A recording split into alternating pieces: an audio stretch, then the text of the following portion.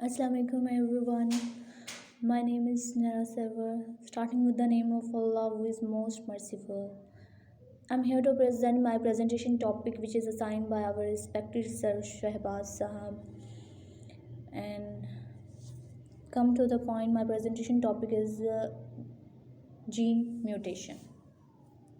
सबसे पहले हम इसका इंट्रोडक्शन देखेंगे। इंट्रोडक्शन में सबसे पहले हम लोगों ने म्यूटेशन देखना है। What is mutation? Any sudden change occurring in hereditary material is called as mutation. Hereditary material के अंदर कोई भी सडन चेंज आ जाना जो होता है वो म्यूटेशन होता है। ये हमारे लिए हार्मफुल भी होता है, बेनिफिशियल भी होता है। दे में बी हार्मफुल, बेनिफिशियल, नुकसानदेह भी होगा और फ़ायदेमंद भी होगा, दोनों चीज़ें होंगी।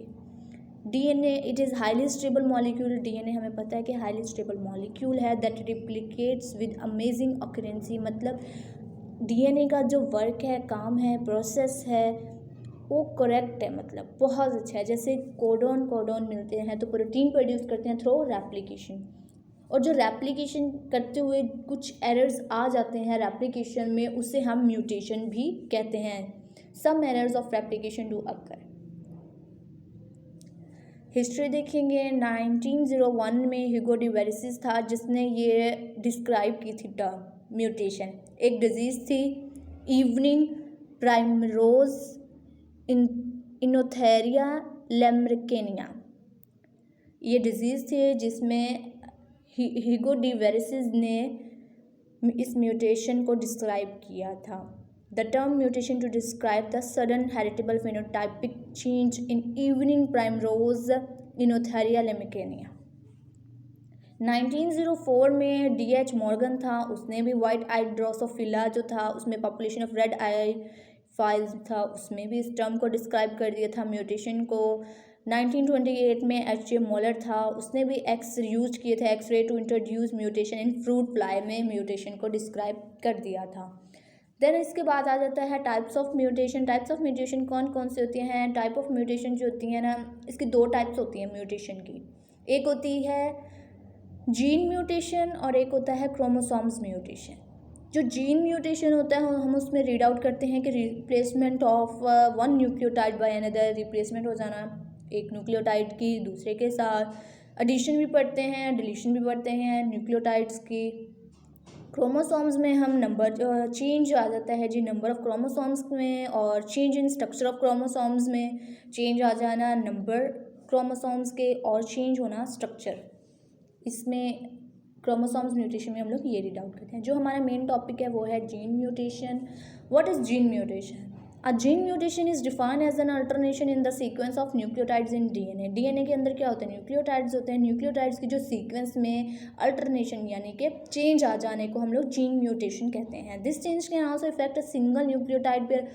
अगर ये चेंज एक सिंगल न्यूक्लियोटाइड पेयर पे आएगा ना तो वो इफ़ेक्ट करेगा किसे? Larger gene segment of chromosomes के सेगमेंट को भी इफ़ेक्ट करेगा अगर एक सिंगल न्यूक्लियोटाइड पेयर में चेंज आया। देन अब हम लोग देखेंगे types. Assalamu alaikum. My name is Noor Fatma and I presented my presentation on the topic of gene mutation। जैसा कि मेरी पार्टनर सुनैना ने पहले ही जीन म्यूटेशन को एक्सप्लेन कर दिया है, अब मैं उसकी टाइप्स एक्सप्लेन करने जा रही हूँ। जीन म्यूटेशन की पहली टाइप है point mutation. Point mutation gene mutation की कॉमन टाइप है। इसको हम बेस पेयर सब्सटीट्यूशन भी कहते हैं। इसमें एक सिंगल न्यूक्लियोटाइड की बेस पेयर में चेंज होता है। पॉइंट म्यूटेशन को भी फर्दर 3 टाइप्स में डिवाइड किया गया है। फर्स्ट वन जो है वो है साइलेंट म्यूटेशन, जो सेकंड है वो missense mutation, and the last one is nonsense mutation. पहले हम डिस्कस करेंगे साइलेंट म्यूटेशन को। साइलेंट म्यूटेशन में एक अमाइनो एसिड के कोडोन में चेंज हो जाता है उसी अमाइनो एसिड के दूसरे कोडोन के लिए। साइलेंट म्यूटेशन को हम सिनोनिमियस म्यूटेशन भी कहते हैं। अब आ जाता है मेसेंस म्यूटेशन। मेसेंस म्यूटेशन में एक अमाइनो एसिड का कोडोन दूसरे कोडोन में चेंज हो जाता है उसी अमाइनो एसिड के लिए। मेसेंस म्यूटेशन को हम कभी कभी नॉन सिनोनिमियस म्यूटेशन भी कहते हैं। अब आ जाता है इसकी लास्ट टाइप जो कि है नॉनसेंस म्यूटेशन। नॉनसेंस म्यूटेशन में एक अमाइनो एसिड का कोडोन जो है वो चेंज हो जाता है ट्रांसलेशन या ट्रांसमिशन कोडॉन में। अब आ जाती है जीन म्यूटेशन की सेकंड टाइप, जो कि है फ्रेम शिफ्ट म्यूटेशन। ये म्यूटेशन की टाइप तब अकर होती है जब डीएनए की एडिशन या लॉस हो जाता है और जो डीएनए की बेस होती है वो जीन की रीडिंग फ्रेम भी चेंज कर देती है।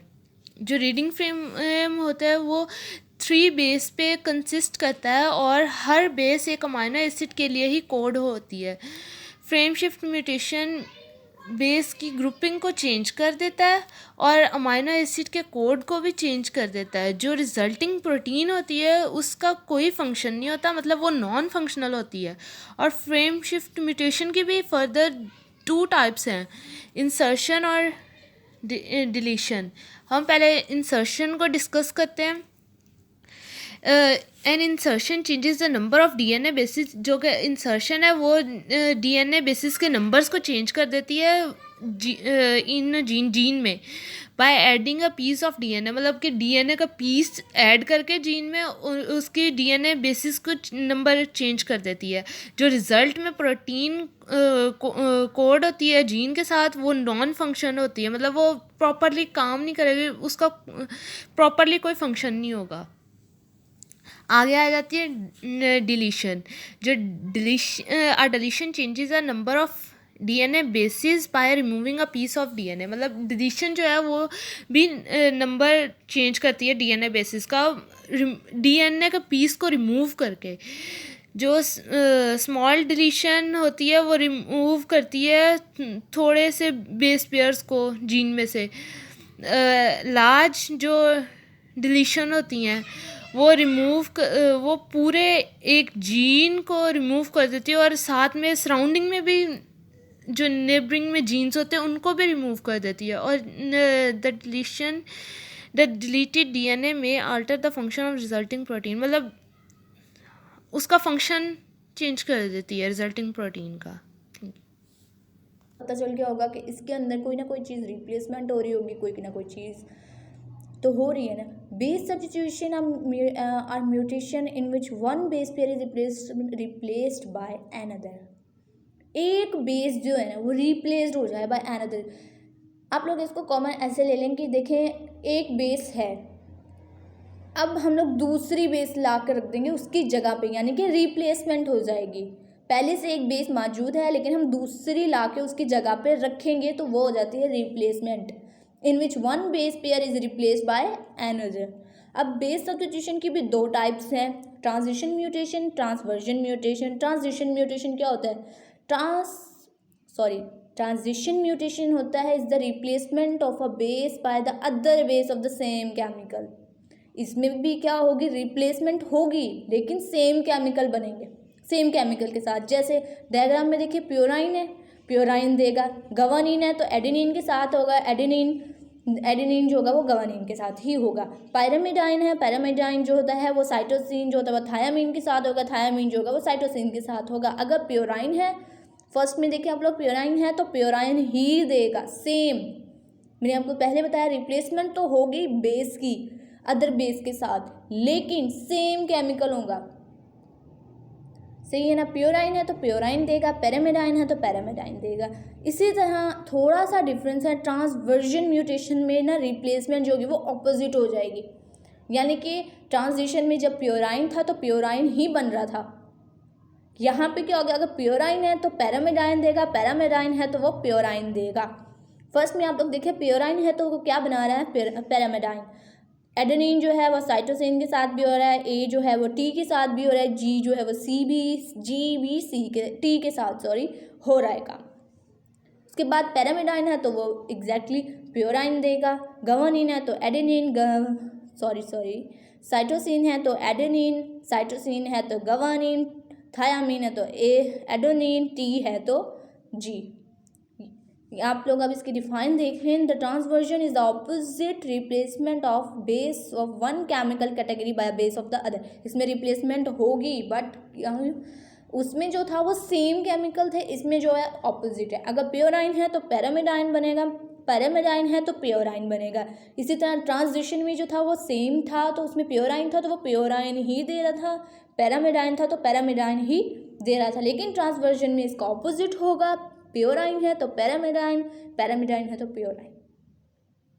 आई होप आपको समझ आ गया होगा। एनी क्वेश्चन प्लीज आस्क, पूछ सकते हैं आप। And thank you.